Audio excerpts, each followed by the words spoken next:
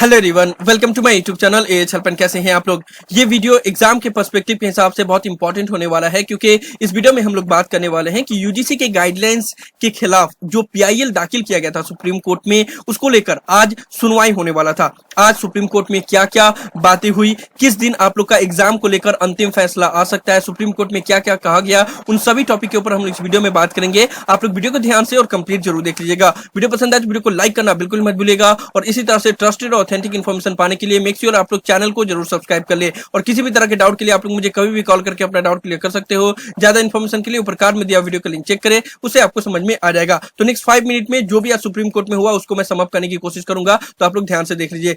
6 जुलाई को एक revise guidelines release किया गया था एग्जाम को लेकर, जिसमें सभी यूनिवर्सिटी को फाइनल ईयर के एग्जाम कंपलसरी कंडक्ट करवाने के लिए बोला गया था। इसी गाइडलाइंस के खिलाफ सुप्रीम कोर्ट में पीआईएल 4 पीआईएल दाखिल किए गए थे। इस पीआईएल का सुनवाई करने के लिए 3 जजों की बेंच तैयार की गई थी, जिसमें जस्टिस सुभाष रेड्डी, अशोक भूषण और एमआर शाह इंक्लूडेड थे। यही 3 ऑनरेबल जज इस मामले की सुनवाई कर रहे हैं। स्टूडेंट की तरफ से आलोक श्रीवास्तव वकील हैं और डॉक्टर अभिषेक मनु सिंह वकील हैं, और गवर्नमेंट की तरफ से तुषार मेहता जो कि सॉलिसिटर जनरल ऑफ इंडिया है वो पक्ष रख रहे हैं। आज ये सुनवाई स्टार्ट हुआ, हालांकि थोड़ा सा लेट से स्टार्ट हुआ, लेकिन इस सुनवाई में सबसे पहले स्टूडेंट की तरफ से जो डॉक्टर अभिषेक मनु सिंह है, उन्होंने यही आर्गुमेंट किया कि जो यूजीसी की तरफ से गाइडलाइंस रिलीज किया गया है वो अनरियलिस्टिक है और वो प्रैक्टिकल नहीं है, क्योंकि ये जो गाइडलाइंस रिलीज किया गया वो किसी भी स्टेट गवर्नमेंट के साथ सलाह करने के बाद नहीं किया गया, बल्कि ऐसे ही रिलीज कर दिया गया।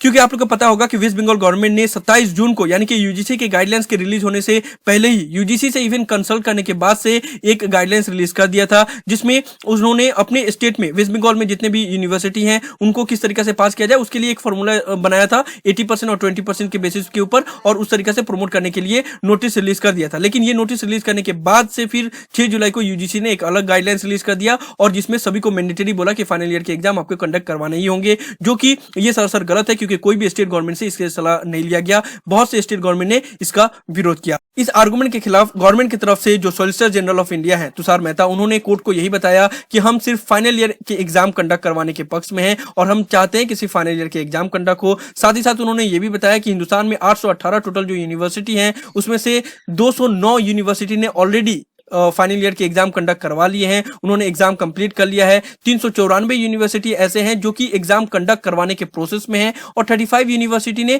कोई भी फैसला नहीं लिया है। साथ ही साथ हमने सभी यूनिवर्सिटी को ऑनलाइन एग्जाम, ऑफलाइन एग्जाम या ऑनलाइन ऑफलाइन ब्लेंडेड मोड में एग्जाम कंडक्ट करवाने की फैसिलिटी भी दी है, और उनको भी गाइडलाइंस में ये भी इंक्लूड किया कि आप जिस वे में आपको लगे उस वे में आप एग्जाम कंडक्ट करवा सकते हो। साथ ही साथ हमने एग्जाम कंडक्ट करवाने के लिए गाइडलाइंस में ये भी बात बताया है कि सिर्फ एक रूम में 10 स्टूडेंट एग्जाम देंगे, 10 स्टूडेंट से ज्यादा एग्जाम नहीं देंगे। सोशल डिस्टेंस को फॉलो करते ही हुए ही एग्जाम कंडक्ट करवाया जाएगा। ये सभी बात गवर्नमेंट की तरफ से बताया गया सुप्रीम कोर्ट को, लेकिन इसके जवाब में जो आलोक श्रीवास्तव ने कोर्ट को बताया वो सबसे वैलिड पॉइंट था, क्योंकि आलोक श्रीवास्तव ने कोर्ट को यही बोला कि जितने भी ये फैसिलिटी दी गई है ऑनलाइन एग्जाम या ऑफलाइन एग्जाम कंडक्ट करवाने के लिए, या एग्जामिनेशन हॉल में 10 स्टूडेंट बैठेंगे या सोशल डिस्टेंस को फॉलो किया जाएगा, ये सभी चीज तो तब आएगा ना जब स्टूडेंट एग्जाम सेंटर पे पहुंचेंगे तब, और घर से एग्जाम सेंटर में पहुंचने में ही सबसे ज्यादा खतरा है स्टूडेंट को संक्रमित होने का, क्योंकि अभी डेली 50,000 केसेस हो रहे हैं ऑन रेगुलर बेसिस, और ये और भी ज्यादा बढ़ सकते हैं। ऐसे में अगर स्टूडेंट को आप एग्जाम देने के लिए फोर्स कर रहे हो तो ये कंप्लीटली राइट टू लाइफ का वायलेशन है, आर्टिकल 21 का वायलेशन है। क्योंकि अगर आप कहीं पे भी जाते हो, अगर कहीं पे आप अपने मन से गए और आपको कोविड-19 हो गया या कोई भी चीज हुआ, तो उसके जिम्मेदार आप खुद होते हैं। लेकिन अगर कोई आपको फोर्स करता है कहीं पे जाने के लिए, उसके बाद से आप संक्रमित होते हो, तो जिसने फोर्स किया उसके ऊपर ये जिम्मेदारी आ जाती है। और ऐसे में यूजीसी सभी यूनिवर्सिटी को बोल रहा है एग्जाम कंडक्ट करवाने के लिए, तो स्टूडेंट को तो फोर्स किया जा रहा है ना कि आप फाइनल ईयर के एग्जाम दो, और उसके लिए अगर वो गए और डेली इतने हजार केसेस हो रहे हैं, और ऐसे में अगर उनको कोविड-19 का अगर हो गया, संक्रमित हो गए, तो फिर ये उनकी जान भी जा सकती है, और इसकी सारी जिम्मेदारी यूजीसी के ऊपर आएगा, और ये कंप्लीटली राइट टू लाइफ की वायलेशन है।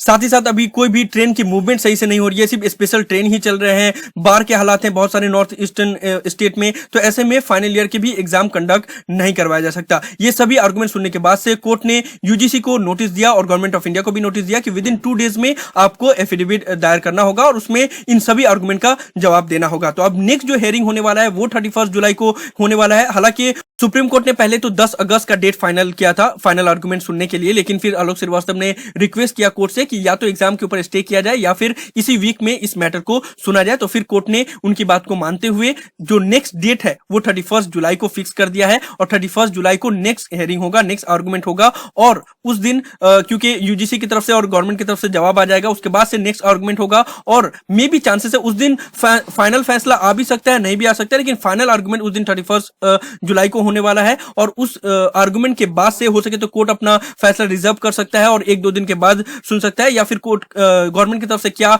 पक्ष रखा जा रहा है या क्या वो लोग एफिडेविट में दायर कर रहे हैं उसके ऊपर डिपेंड करेगा कि कोर्ट का कब फैसला आएगा। ठीक है, तो 31 जुलाई को फैसला आ भी सकता है, नहीं भी आ सकता है, लेकिन ज्यादा चांसेस है कि ये मामला बहुत ज्यादा नहीं खींचेगा और फर्स्ट वीक ऑफ अगस्त तक एग्जाम को लेकर सुप्रीम कोर्ट की तरफ से फाइनल फैसला सुना दिया जाएगा। मैं आप लोगों को बता दूं कि जिस तरीका से जो आर्गुमेंट स्टूडेंट की तरफ से दिया गया है और जो कि गवर्नमेंट की तरफ से जो भी आर्गुमेंट दिया गया है उसमें स्टूडेंट का पलड़ा बहुत ज्यादा भारी है और बहुत ज्यादा चांसेस है कि आप लोग के एग्जाम जो फाइनल ईयर के कंडक्ट किए जाने वाले हैं उसको कैंसिल कर दिया जाए। लेट्स सी, देखते हैं सुप्रीम कोर्ट की तरफ से क्या फैसला किया जाता है, लेकिन मैं अभी भी आप लोग को यही बोलूंगा कि always hope for the best but prepare for the worst. ठीक है, कोई भी फैसला है उसके लिए आप लोग को तैयार रहना पड़ेगा। सो जो भी सुप्रीम कोर्ट की तरफ से फैसला लिया जाएगा वही हर जगह पे इंप्लीमेंट होगा, चाहे यूजीसी को भी वही मानना पड़ेगा और इग्नू को भी वही मानना पड़ेगा। तो सारा कुछ डिपेंड है कि 31 जुलाई को क्या आर्गुमेंट हो रहा है और गवर्नमेंट की तरफ से क्या पक्ष रखा जा रहा है, ये भी बहुत इंपॉर्टेंट है। ये भी देखने वाली बात है कि गवर्नमेंट अपने पक्ष में क्या बातें बोली है। तो जैसे ही ये आर्गुमेंट होगा 31 जुलाई को, उसके बाद से जो जो इंपॉर्टेंट बातें होगी तो मैं आप लोग को डेफिनेटली अपने चैनल पर बताऊंगा। तो आप लोग चैनल के साथ बने रहिएगा, चैनल को सब्सक्राइब करके रखिएगा। अब मैं आप लोग को वीडियो के एंड में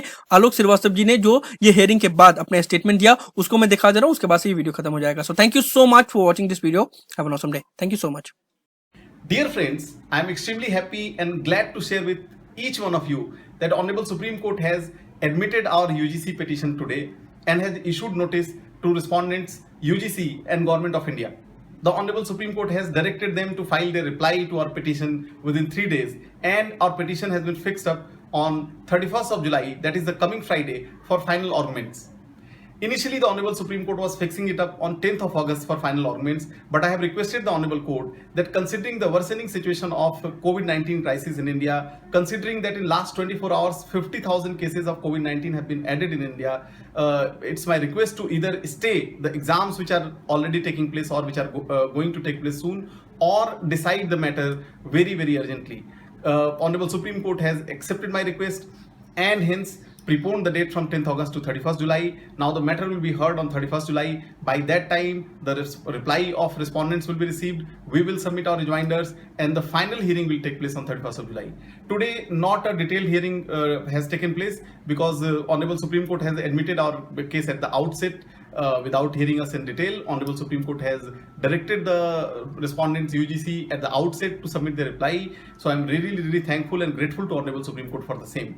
I'm also grateful to Honorable Court for a reason that last week a similar petition filed by NSUI seeking cancellation of these examinations, that petition was dismissed by Honorable Supreme Court. But Honorable Supreme Court has understood the kind of seriousness which we have raised in these petitions and hence notice has been issued in our petition today. It's a great victory for all the students across India and I'm thankful to each one of you for supporting us. On 31st July, our 31 petitioners and all the students who are supporting them will definitely get justice.